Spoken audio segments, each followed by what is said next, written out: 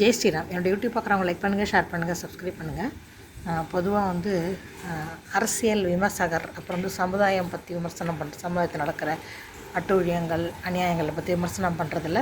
தெலுங்கில் ஒருத்தர் இருக்காருன்னு எனக்கு இப்போ தான் தெரிஞ்சுது. அவர் தெலுங்கில் பெரிய ஹீரோ மாதிரி அவரை வச்சுருக்காங்க இப்போ அப்படின்ற விஷயம் கேள்விப்பட்டேன். அவரோட யூடியூப் வந்து என்னோடய ஃப்ரெண்டு ஒருத்தவங்க எனக்கு ஷேர் பண்ணியிருந்தாங்க. கிட்டத்தட்ட 1 மணி நேரம் அந்த இன்டர்வியூ ஓடுது. மொத்தம் திருப்பதியில் நடக்கிற அநியாயங்கள் அட்டூழியங்களை பற்றி மட்டுமே பேசியிருக்காரு.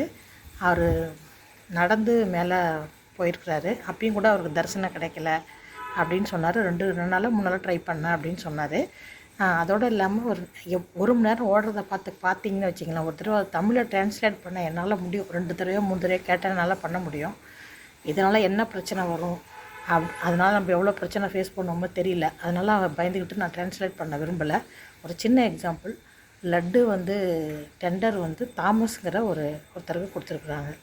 ஏன் ஹிந்து யாரும் இல்லையான்னு அவர் கேட்குறாரு. இது மாதிரி நிறைய விஷயங்கள் கிட்டத்தட்ட 1 மணி நேரம் அந்த வீடியோ ஓடுது. அதை பார்த்தா இன்னொரு தடவை சத்தியமாக நம்மளுக்கு திருப்பதி போகணுன்ற ஆசை கூட வராது. எங்கள் காலனிலே வெங்கி இருக்கார், அங்கேயே பார்த்து கும்பிட்டுக்கலாம்.